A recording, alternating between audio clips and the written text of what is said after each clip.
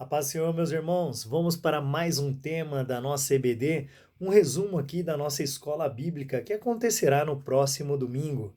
Então, hoje o tema vai falar a respeito de enfermidade e também de luto. Como que eu me devo me comportar na hora da enfermidade, na hora do luto, sendo comigo, eu passando por esses determinados assuntos, né? As intempéries da vida podem acontecer com todo mundo, todos nós estamos sujeitos. A partir do momento que nós adentramos nessa terra, a partir do momento que nos tornamos carne, nós estamos sujeitos a todas essas coisas, principalmente na questão da enfermidade e também do luto. Por que que Adão foi tomar aquela atitude, não é verdade? Sempre vai bater nessa tecla. Então nós vamos aprender aí o que que eu devo fazer na hora da enfermidade e também do luto. Vamos lá para o nosso resumo? O texto básico para essa aula está em Romanos, capítulo de número 8, versículo de número 18 e 25. Estou com 5 Bíblias aqui, 5 Bíblias de estudo. Vamos lá? Vamos partir por tema? Diz assim, ó, Romanos, capítulo de número 8, versículo 18 ao 25. Preste atenção na leitura, ela já dá uma ênfase aí, uma bela introdução para o assunto que nós vamos tratar. Diz assim, ó, porque para mim tenho por certo que os sofrimentos do tempo presente não podem ser comparados com a glória que há de ser revelada em nós. Que texto lindo. A ardente expectativa da criação aguarda a revelação dos filhos de Deus. Pois a criação está sujeita a tudo, à vaidade, não por sua própria vontade, mas por causa daquele que a sujeitou, na esperança de que a própria criação será libertada do cativeiro da corrupção para a liberdade da glória dos filhos de Deus. Porque sabemos que toda a criação, a um só tempo, geme e suporta a angústia até agora. E não somente ela, mas também nós, que temos as primícias do Espírito. Igualmente gememos em nosso íntimo, aguardando a adoção de filhos, a redenção do nosso corpo. Porque na esperança fomos salvos. Ora, esperança que se vê não é esperança. Pois quem espera o que está vendo?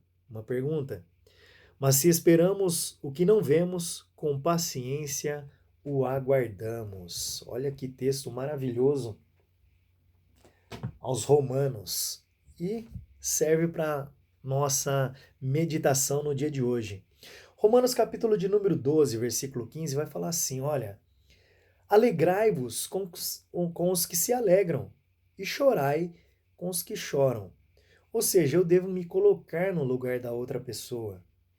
Não vai fazer como os amigos de Jó, que quando viram ele naquele estado, após perder tudo que ele tinha, filhos, a sua casa, todo o seu dinheiro, e depois ficar enfermo. Jó passou por tudo isso, passou pelo luto, pela enfermidade, e os amigos dele, vendo ele naquele estado, o julgaram. Olha, Jó, você deve estar em pecado, alguma coisa terrível você fez. Para com isso. Para de pensar que toda enfermidade, todas as intempéries que acontecem com alguém é por culpa de pecado. Muito pelo contrário. Pode ser que aconteça, mas é bem menos do que nós imaginamos. Antigamente as pessoas tinham essa ideia, né? Ah, tá enfermo, tá doente, essa doença não passa, tá em pecado. Para com isso. Então nós vamos entender que as enfermidades e a morte fazem parte do ciclo que Deus estabeleceu para a vida. Para todo mundo, aquele que é cristão e aquele que não é cristão. Como eu disse num vídeo anterior aí no nosso canal, antecedendo essa aula aqui, todo mundo que está nessa terra está sujeito a passar, o sol nasce para todos. Quando chove, molha o cristão e molha aquele que não é cristão. Então nós estamos sujeitos a tudo o que acontece neste mundo. Então nós vamos saber que a soberania de Deus é reconhecer a soberania de Deus e estar preparado para se submeter à sua vontade. Deus continua no controle de tudo. Tem coisa que acontece, é permissão de Deus, e nós vamos tratar isso aqui na aula. Então nós devemos também estar prontos para ajudar as pessoas que estejam enfrentando enfermidades e também o luto. Então, me alegro com aquele que está se alegrando, me alegro com a vitória do meu irmão. Você deve se alegrar, sim, com a vitória do teu irmão, com a conquista do teu irmão, com a alegria do teu irmão, com a alegria do teu próximo. Lembra do mandamento que Jesus resumiu? Amarás a Deus sobre todas as coisas e o teu próximo como a ti mesmo. Então eu devo desejar o melhor para o meu próximo. Então, entre os conflitos da vida, existem dois assuntos que nós temos maiores dificuldades em tratar. Um deles é a enfermidade e o outro a morte. O primeiro compreende as nossas enfermidades. Lutamos tanto quanto podemos para aliviar a dor. Isso é verdade. E a medicina hoje está muito avançada. Graças a Deus, Deus deu sabedoria ao homem e a medicina está muito avançada, graças a Deus. Os pesquisadores da área de saúde são incansáveis visando o fim de uma doença. Nós passamos aí por uma pandemia, por uma epidemia, pandemia, e se você está ouvindo, está vendo esse vídeo, é porque Deus te guardou, porque Deus te reservou. Glória a Deus por isso. O outro evento é a morte. Nós não fomos feitos para a morte. O plano inicial de Deus não era para nós lidarmos com a morte. Mas enfim, não é à toa que a Bíblia afirma que o último inimigo a ser vencido pela nossa raça é a morte física. Está lá em 1 Coríntios capítulo 15, versículos 54 e 56. Vamos ler? Olha só o que fala 1 Coríntios 15, 54 ao 56.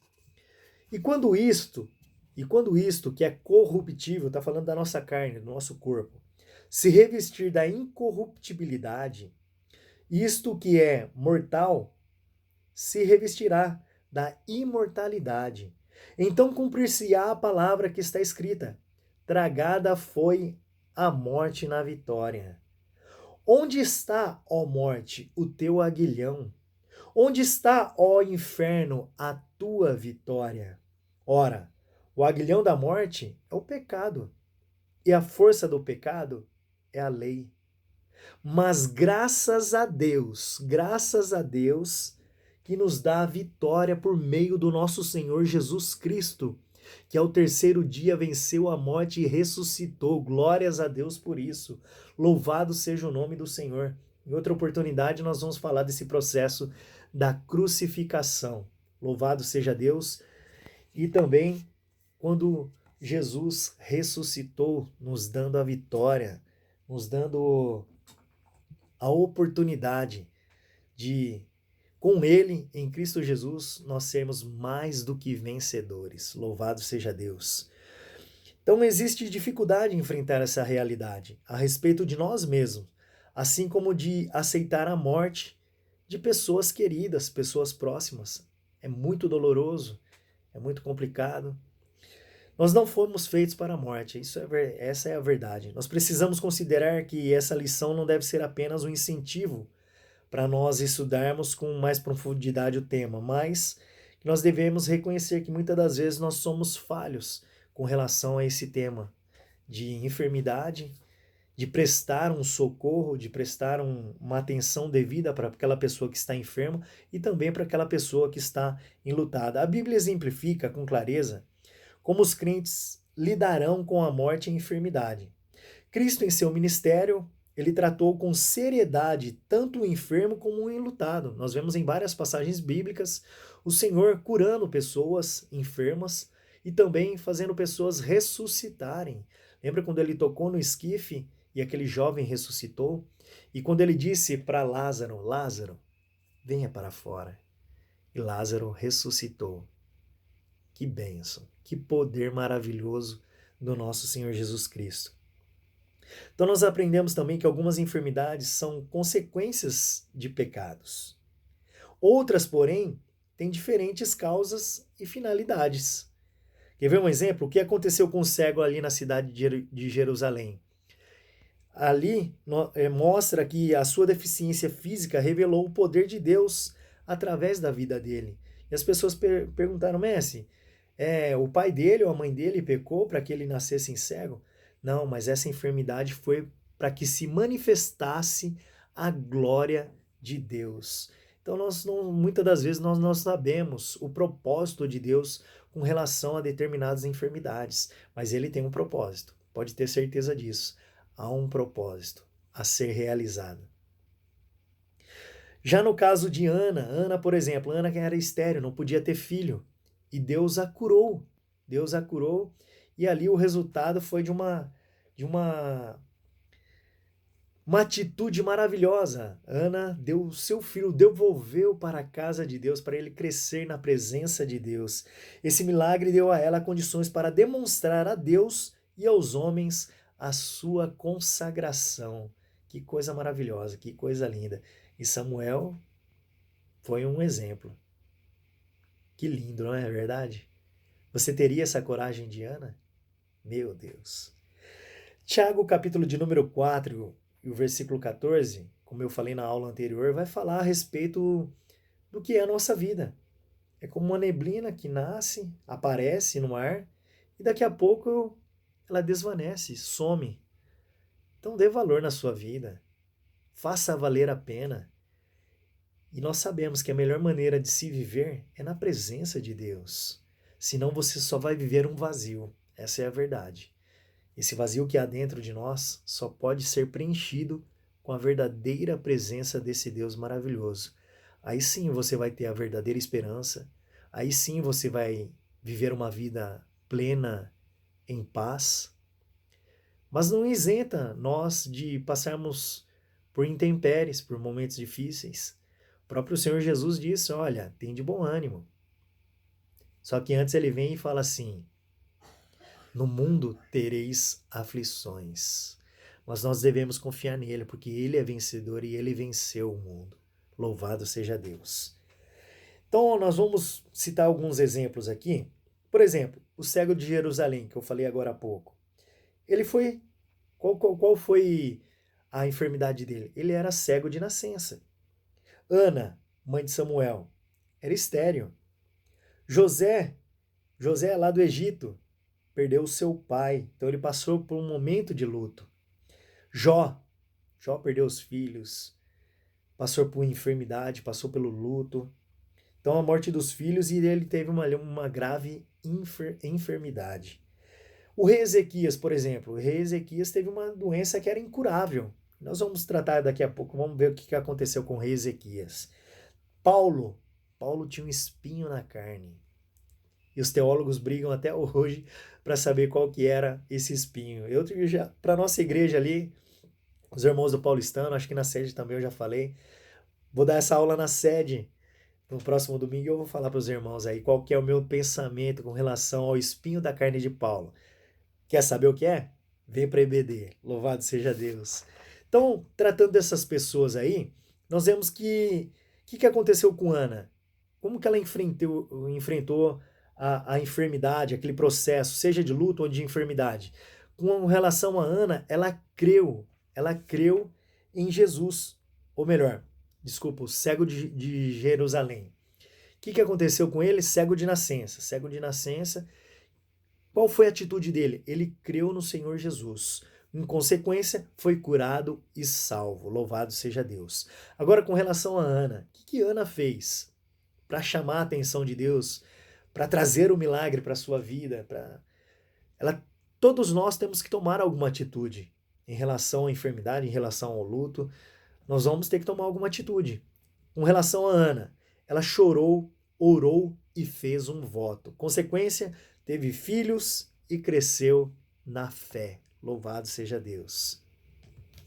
Agora, com relação a José, que perdeu o seu pai, o que ele fez? Ele aceitou como parte da vida. José, ele viu que aquilo ali era um ciclo da vida, que aquilo faz parte da vida de toda e qualquer pessoa. Vai chegar esse momento. Como que nós vamos enfrentar? Que é fácil, nós sabemos que não é fácil. Mas José, naquela ocasião, ele entendeu que era o ciclo da vida. E ele enfrentou o luto de forma saudável. Tem como enfrentar o luto de forma saudável? Tem. José fez isso. Agora, com relação a Jó. O que Jó fez? Perdeu filhos, ficou enfermo, teve uma doença terrível. Jó, ele clamou ao Senhor. Mesmo diante daquela situação, ele encontrou forças, ele sabia em quem ele cria e ele clamou ao Senhor. Em consequência, ele creu na soberania de Deus e fortaleceu a sua fé, foi curado e teve outros filhos. Foi isso que Deus fez na vida de Jó. Ele creu na soberania de Deus, ele sabia em quem ele cria. Agora, com relação a Ezequias, o que Ezequias fez? Nós vamos ver que o rei Ezequias ele havia sido informado pelo profeta de que ele iria morrer. Mas essa era apenas uma forma de Deus desenvolver a fé de Ezequias. Porque após a sua oração, ele orou a Deus. E após a sua oração, está escrito lá em Isaías 38, de 1 a 22, também em 2 Reis 20, vai falar que está escrito que ele recebeu de Deus nada mais, nada menos do que mais 15 anos de vida, devido a uma oração. Ou seja, Deus queria mexer com a fé do rei Ezequias. E assim foi feito. Então ele clamou ao Senhor e viveu mais 15 anos. Vamos ver outro exemplo aqui na Bíblia? Nós falamos de Paulo, né? Paulo, ele pediu ao Senhor libertação. Ele pediu para Deus. Eu deixei até separado aqui, ó. Olha que coisa maravilhosa. E Paulo é um exemplo. Paulo é um exemplo maravilhoso. Eu fico maravilhado de ver as cartas de Paulo. Quer ver que Paulo falou aqui? Eu deixei separado em Filipenses, capítulo de número 1 e o versículo 21. Nem preciso ler na Bíblia aqui. Que é algo tão simples, mas é algo tão maravilhoso, algo tão singelo e tão lindo que Paulo disse. Ele falou assim, ó, em Filipenses 1, 21. Para mim, o viver é Cristo. Meu Deus. Você entendeu? Para mim, o viver é Cristo. Paulo está falando assim, olha, eu sei viver em comunhão com Deus. Eu sei renunciar à minha própria vontade. Eu me coloco à disposição do Senhor. Eu vivo para Cristo. Meu Deus. Ele diz assim, ó, para mim o viver é Cristo e o morrer é lucro. Quem pode dizer isso? O morrer é lucro. Ele tinha certeza da sua salvação. E só pode dizer isso quem está com íntima comunhão com Deus. Quem está todos os dias buscando a salvação. Quem está todo dia renunciando à sua carne, morrendo para a carne, morrendo para o mundo e vivendo para Cristo. Para mim o viver é Cristo. Que coisa linda. E com relação ao espinho na carne, em 2 Coríntios, capítulo de número 12, versículo 7, Paulo vai dizer assim, ó: e para que eu não ficasse orgulhoso com a grandeza das revelações, porque Deus tinha revelado, em versículos anteriores, nós vamos ler aqui, coisas inefáveis, coisas lindas. Ele foi levado até o terceiro céu e viu coisas maravilhosas que não tem nem palavras para explicar. Foi a revelação de Deus para Paulo. E nós vemos o chamado de Paulo também. Outrora era um perseguidor, e Deus se fez presente ali, falou com ele, e a vida de Paulo foi transformada. De Saulo para Paulo, o apóstolo. Que coisa linda. Então ele diz assim, e para que eu não ficasse orgulhoso com a grandeza das revelações, foi-me posto um espinho na carne, mensageiro de Satanás, para me esbofetear, a fim de que eu não me exalte. Aí Paulo, sabe o que ele fez? 3 vezes pedi ao Senhor que afastasse isso de mim. Então Deus disse para Paulo, olha o que Deus disse para ele, que coisa linda. Paulo, a minha graça te basta, porque o poder se aperfeiçoa na fraqueza. De boa vontade, pois mais me gloriarei nas fraquezas, para que sobre mim repouse o poder de Cristo. Meu Deus, Paulo ele está reconhecendo a grandeza de Deus sobre a vida dele. Por isso sinto prazer nas fraquezas, nos insultos, nas privações, nas perseguições, nas angústias, por amor de Cristo, porque quando sou fraco, então é que sou forte. Ele depositava total confiança no Deus Todo-Poderoso. Que coisa maravilhosa. Que exemplo lindo é a vida de Paulo. Que coisa linda. Então nós vamos ver que os caminhos da enfermidade. Podemos considerar 3 possibilidades que a enfermidade é capaz de produzir em uma pessoa. Comumente queremos alcançar a cura, isso é claro, todo mundo quer alcançar a cura, mas Deus é soberano e nem sempre realiza a nossa vontade. Sabe quando você ora a Deus e fala, Senhor, seja feita a tua vontade? Você está depositando e colocando a sua vida à disposição de Deus. E tenha certeza que a vontade dele é boa, perfeita e agradável. Ele vai fazer o melhor.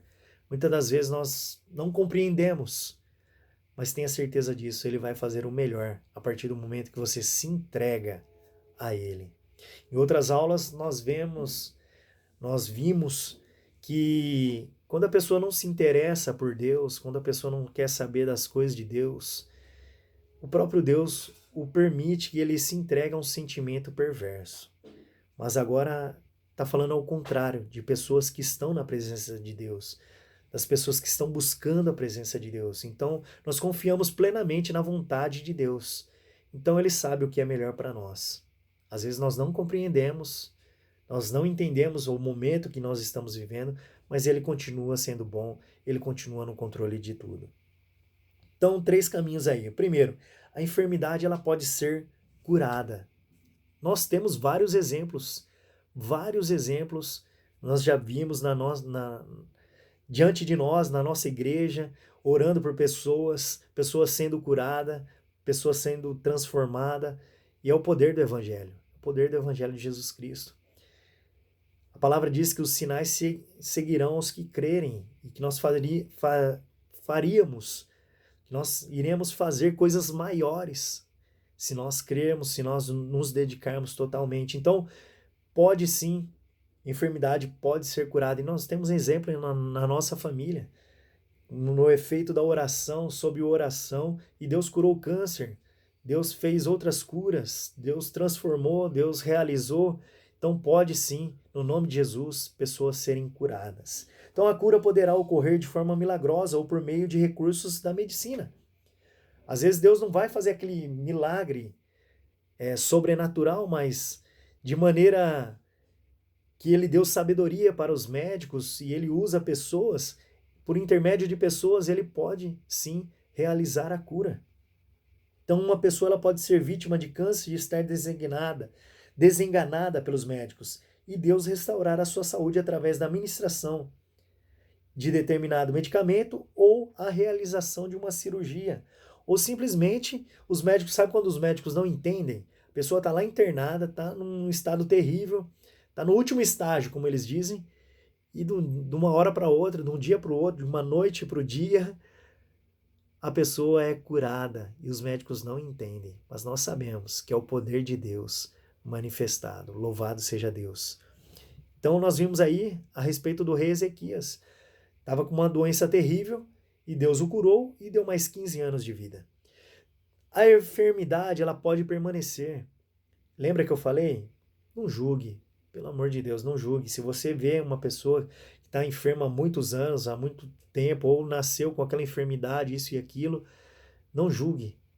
Não julgue.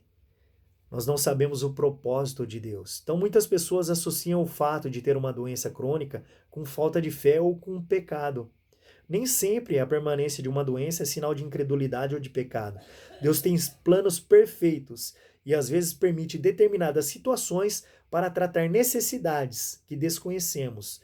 E às vezes de pessoas, ele permite algo acontecer na vida de uma pessoa para tratar com outras pessoas que estão próximas, ou da mesma família, ou que são muito próximas. Nós não entendemos, mas Deus pode fazer isso. Muitos acreditam que o espinho na carne mencionado por Paulo, como nós lemos aí anteriormente, estivesse relacionado com algum tipo de enfermidade. Aprendemos com este testemunho que ele investiu tempo para orar, depois ele compreendeu que a vontade de Deus era permanência do espinho, e finalmente que a sua comunhão com Deus e a experiência com a sua graça eram mais importantes que o próprio espinho que o afligia. Você quer saber o meu pensamento com relação a isso? Vamos para a EBD. Domingo, 8h30 é o nosso café da manhã, 9 horas começa a nossa aula. Uma horinha apenas. Aqui nós vamos de 25 minutos, 30 minutos, um resumo rápido aqui, meio corrido, né? Mas lá nós trataremos uma hora aí, nós liberamos depois para as perguntas. É uma aula muito gostosa, passa rapidinho e é muito prazeroso. Louvado seja Deus por isso. A enfermidade também pode gerar a morte. Essa é a verdade. Lidamos com muito pouco com a realidade da morte. Nós não sabemos lidar com a morte, essa é a verdade. Apesar de o Evangelho nos abrir a porta para uma esperança gloriosa, nunca tratamos bem essa condição humana. O apóstolo Pedro escreveu sua segunda carta consciente da proximidade da sua morte. Ele sabia que a morte estava se aproximando. E apesar da morte dele não ter sido fruto de enfermidade, vale considerar que ele aprendeu a lidar bem com a proximidade dela. Pedro ensina que devemos nos preparar para esse evento ou aceitarmos a perda de alguém que amamos, inclusive quando for necessário enfrentar a morte por meio de muito sofrimento. Vamos ver que Pedro falou aí em 2 Pedro, deixa eu pegar aqui na Bíblia, 2 Pedro, capítulo de número 1 e o versículo 14. Ele vai nos dizer assim, ó, preste atenção. Sabendo que brevemente hei de deixar este meu tabernáculo, ele está falando do corpo dele, como também nosso Senhor Jesus Cristo já me tem revelado. Então foi revelado a ele que a morte dele estava chegando. E ele sabia que o Senhor Jesus, o próprio Senhor Jesus prometeu para ele, olha, eu vou e eu vou preparar lugar, mas eu vou voltar para te buscar. Louvado seja Deus. E aí, você está preparado? Será que nós podemos dizer como Paulo, para mim o viver é Cristo e a morte é lucro? A morte é ganho? Será que eu posso dizer isso? Meu Deus. Que tremendo, né? Como que eu posso ajudar um enfermo ou enlutado? Vamos ver algumas características, alguns tópicos aqui, ó. Primeiro, demonstrar cordialidade, empatia, compaixão, se colocando no lugar do outro. E aí você passa a entender um pouquinho o que aquela pessoa está passando ou sentindo. Ouvir com atenção e compreender as suas necessidades. Nessa hora, quanto menos falar, é melhor. E se for falar, que seja com sabedoria, principalmente com sabedoria dos céus, baseado na palavra de Deus. Dar encorajamento espiritual, compartilhar o evangelho com aquelas pessoas que não são salvas. Então, Deus ele tem os seus meios de trabalhar, de salvar, de resgatar, para que a mensagem dele seja pregada, para que o evangelho seja anunciado. Então, nós não podemos também fazer afirmações de curas e milagres sendo da nossa própria vontade, quando Deus não falou nada e muitas das vezes nós queremos ajudar e acabamos atrapalhando. Então, tome muito cuidado com isso. Ajudar a encontrar esperança, força e consolo sempre em Deus, na presença de Deus, demonstrando amor e solidariedade. Crer na soberania de Deus e na sua perfeita vontade. Ou seja, independente da situação, tenha certeza disso, Deus está no controle. Então, é importante acreditar que Deus tem poder para curar. Essa é a verdade. Deus ele tem poder para curar. E se for da vontade dele, a cura virá no nome de Jesus. Mesmo doenças que, do ponto de vista da medicina, ainda não têm solução. Deus está no controle. Ele tem poder para curar toda e qualquer enfermidade. Ele tem poder para vencer a morte. Louvado seja Deus. Então nós podemos concluir que é importante entender que Deus nos trata individualmente. Individualmente. Então, às vezes o que ele tem para mim, ele não tem para você, o que ele tem para você, ele não tem para mim. Então ele trata de maneira particular com cada um. O fato de uma pessoa ter sido curada não significa que ele fará o mesmo conosco, nem que ele nos ama mais ou menos do que ela, nem ainda que temos menos ou mais fé. Ele é Deus, o Todo-Poderoso, e ele é soberano, pois ele é a fonte da vida. É ele quem nos formou, é ele quem nos conhece. Nós temos a assinatura dele em nós. Que coisa linda. Você já parou para pensar no como que é o projeto de vida de Deus? A partir do propósito que ele tem para cada um de nós, na formação de cada ser humano. Como que Deus é tão perfeito, tão maravilhoso. Cabe a nós, como igreja, aprender a assistir os necessitados. Nunca fazer o que os amigos de Jó fizeram, julgando, né, sem causa. Meu Deus, olha o que o Jó passou. Que amigos abençoados, né? Deus me livre. Então, Nunca fazer o que os amigos de Jó fizeram após a primeira semana em companhia dele, mas ter sempre uma palavra de conforto, de carinho e de compreensão. Esteja pronto, como eu tenho pregado na nossa igreja, viu a necessidade? Vai lá e faça. Faça como um bom samaritano. Bom samaritano não mediu esforços.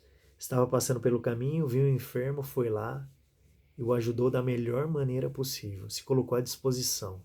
Faça isso também. E que Deus te abençoe e que o Espírito Santo de Deus possa falar melhor ao vosso coração. E se você quer participar conosco da EBD, é de graça, não custa nada. É só você se colocar à disposição, levantar domingo de manhã e pode ter certeza, todos que fazem isso, levanta no domingo de manhã, vai para a EBD, passa um domingo diferente, passa uma semana diferente, porque está ali se alimentando da palavra de Deus.